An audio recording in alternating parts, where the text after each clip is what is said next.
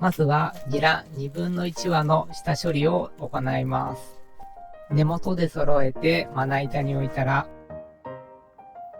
糸を握って、まずは根元部分を取り除きます。根元部分は硬くて火が通りにくいためです。取り除くことで口当たりも良くなりますよ。続いて粗みじん切りにしていきます。ニラにはビタミン K がたっぷり含まれています。ビタミン K は血液をスムーズに流してくれるだけでなく、カルシウムを骨に定着させる働きがあるので、骨粗鬆症の防止にも役立ちますよ。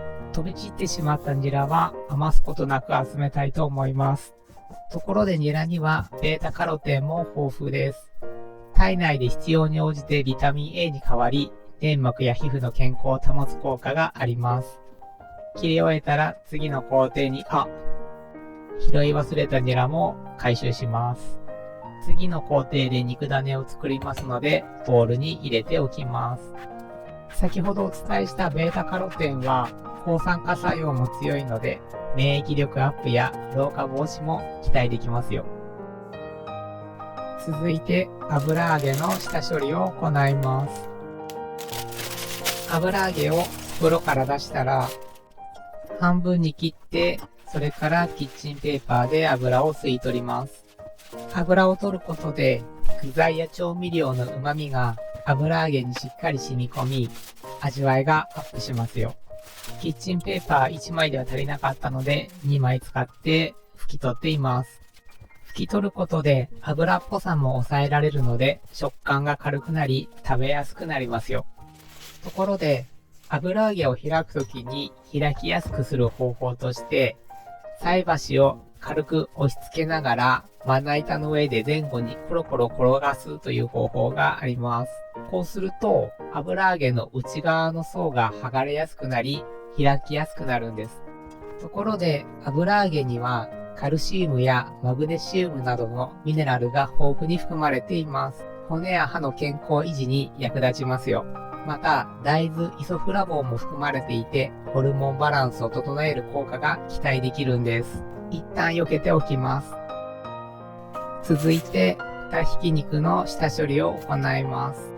ニラを入れたボウルに加えて、肉種を作っていきます。調味料を加えていきます。はじめに酒大さじ2。酒は肉の臭みを消し、風味を引き立てます。さらに肉を柔らかくする効果もありますよ。次に醤油大さじ2。醤油は味に深みを加え、全体をしっかりとしたコクのある味に仕上げてくれます。続いてごま油大さじ1。ごま油は香りをプラスし、炒めた時に食欲をそそる風味を加えてくれます。チューブ生姜10センチ。生姜はさっぱりとした香りで肉の油っぽさを和らげ、味にアクセントも与えてくれます。最後に片栗粉大さじ2。片栗粉は肉種に適度な粘りを加え、形を崩れにくくし、焼いた時はジューシーに仕上げてくれます。調味料を加え終えたら、よく混ぜ合わせていきます。最初はヘラを使って混ぜましたが、調味料が均等に行き渡りきらない気がしたので、手で混ぜることにしました。少し手間ですが、手で混ぜると具材がしっかりとまとまり、全体的に調味料も均等に行き渡るような気がします。十分混ぜ終えた肉種を油揚げに詰めていきます。最初は素手で肉種を油揚げに入れていきましたが、奥までしっかり詰めるのが難しく、また分量も均等に取りづらかったので、スプーンを使うことにしました。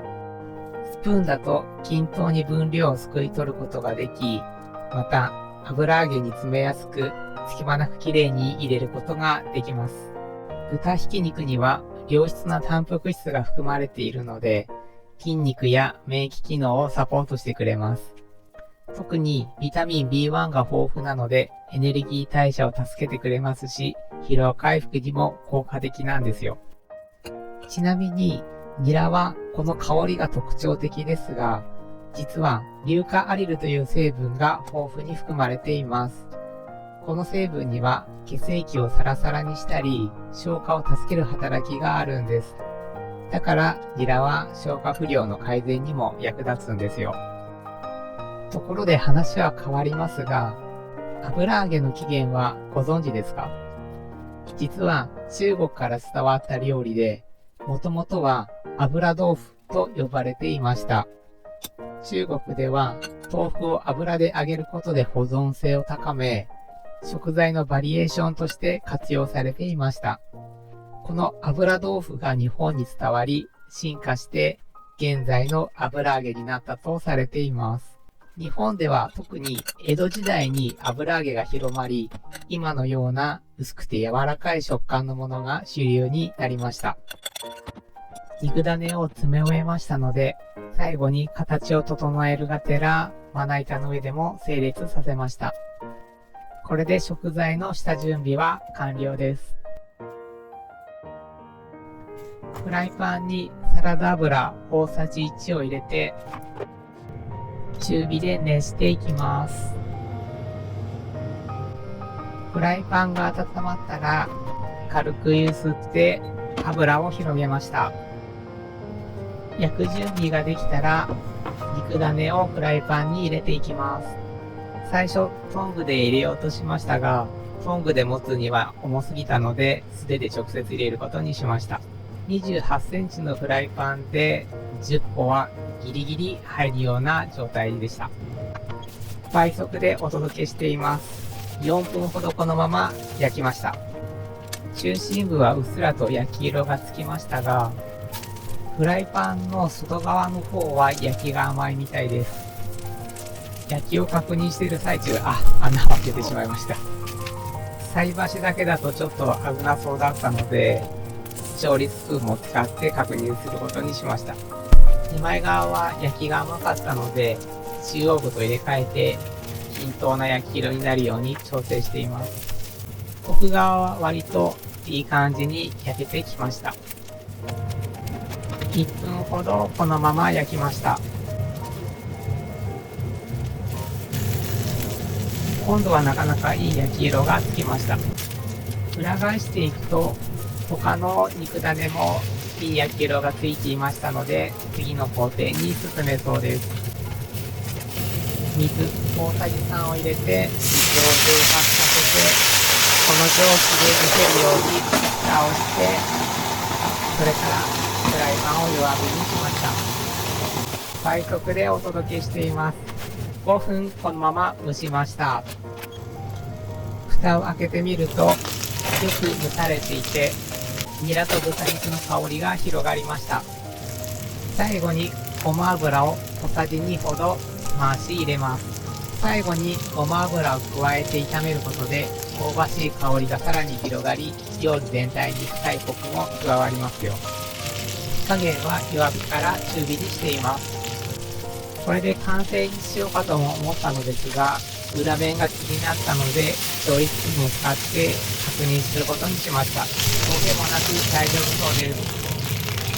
お皿に盛り付けていきます。とりあえずフライパンから出しやすい向きでお揚げ餃子を並べました。見栄えがあまり良くなかったので、手前にボリューム感のありそうなものを配置して全体的に整列してみました。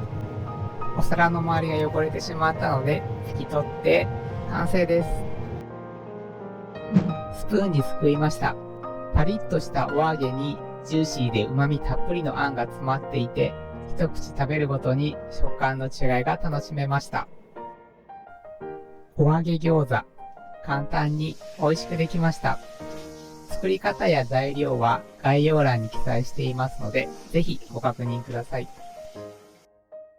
最後までご視聴いただきありがとうございました。この動画が少しでもお役に立ちましたら、チャンネル登録や高評価をいただけると嬉しいです。